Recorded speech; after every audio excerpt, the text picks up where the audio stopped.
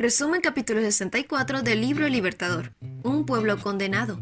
La última súplica de Jerusalén no había dado resultados. Los enemigos de Jesús denunciaron a funcionarios romanos que estaban entre la multitud que éste era cabecilla de una rebelión. Aseveraron que estaba por tomar el control del templo y reinar como rey en Jerusalén.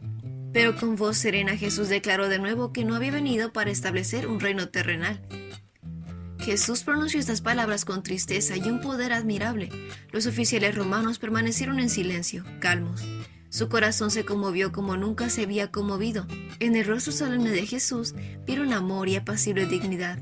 Movidos por una simpatía que no podían entender, tenían la disposición de tributarle homenaje. Volviéndose hacia los sacerdotes y los príncipes, los acusaron de crear esos disturbios. Mientras tanto, Jesús se dirigió al templo sin que nadie lo notara. Todo estaba tranquilo ahí, porque lo sucedido sobre el monte de los olivos hizo que la gente saliera. Durante un corto tiempo Jesús permaneció en el templo, mirándolo con ojos tristes. Luego regresó a Betania. Cuando la gente lo buscó para ponerlo sobre el trono, no pudo hallarlo. Toda esa noche Jesús pasó en oración y por la mañana volvió al templo. Mientras tenía hambre y vio que a cierta distancia había una higuera frondosa. Allí se acercó para ver si encontraba higos, pero solo tenía hojas, porque aún no había comenzado la temporada de los higos. Pero en el huerto al cual Jesús se acercó había un árbol que parecía más adelantado que los demás. Ya estaba cubierto de hojas, por lo que prometía frutos bien desarrollados, pero su apariencia era engañosa. Jesús se encontró con que solo tenía hojas. Cristo pronunció contra ella una maldición para que se marchitase. Dijo, que nadie jamás vuelva a comer tu fruto. A la mañana siguiente, cuando el Salvador y sus discípulos volvían otra vez a la ciudad, las ramas muertas y las hojas marchitas llamaron su atención. Pedro dijo, «Mira, Rabí, la higuera que maldeciste se marchitó y murió».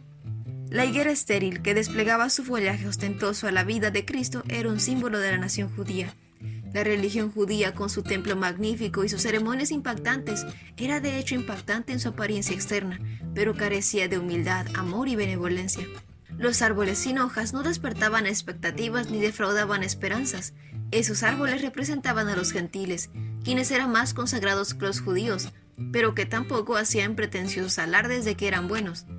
Jesús había venido a Israel, anhelante de hallar en él frutos de la justicia.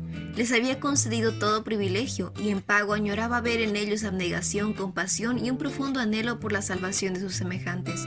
Pero el orgullo y la suficiencia propia eclipsaron el amor de Dios y la humanidad, por cuanto se negaban a impartir bendiciones y no las recibiría. La parábola de la higuera que Cristo contó antes de visitar a Jerusalén tenía una conexión directa con la lección dada al maldecir a este árbol sin frutos. En la parábola, el jardinero intercedió por el árbol estéril. «Señor, dale otra oportunidad, déjala un año más y le daré un cuidado especial y mucho fertilizante. Si el año próximo da higos, bien, si no, entonces puedes cortarla». Debía tener todas las ventajas posibles. Dependía del pueblo al cual Cristo le dirigía esas palabras y que estaba representando por el árbol infructuoso. A ellos les tocaba decidir su propio destino. Dios les había concedido toda ventaja, pero ellos no aprovecharon sus muchas bendiciones. Al maldecir la higuera estéril, Cristo demostró cuál sería el resultado. Ellos habían determinado su propia destrucción. Jesús lloró con angustia por la ciudad condenada, pero no la podía librar. Había agotado todo recurso. Al rechazar las amonestaciones del Espíritu de Dios, Israel había rechazado su único medio de auxilio. Hoy la verdad bíblica lucha con una fuerte corriente de impureza moral. El perjuicio es más fuerte ahora que en los días de Cristo. La verdad de la palabra de Dios no armoniza con las preferencias humanas naturales, y millares rechazan su luz, prefiriendo ejercer su juicio independiente, pero lo hacen poniendo en peligro su vida eterna. Los que buscan encontrar defectos en las palabras de Cristo fueron encontrando cada vez más motivos para hacerlo, hasta que se apartaron de la verdad y de la vida. Para los que rechazan la luz iluminaria de las tinieblas, los misterios de la palabra de Dios jamás dejan de ser misterios. La verdad se les es oculta. Cristo previó que Jerusalén no se arrepentiría, pero toda la culpa era responsabilidad de ella. Así también sucederá con todo aquel que esté siguiendo la misma conducta. Y este fue el resumen del capítulo 64 del libro El Libertador. No olvides compartir este video con tus compañeros de clase o con otras personas que tú creas que puedan necesitar este resumen. Nos vemos la próxima.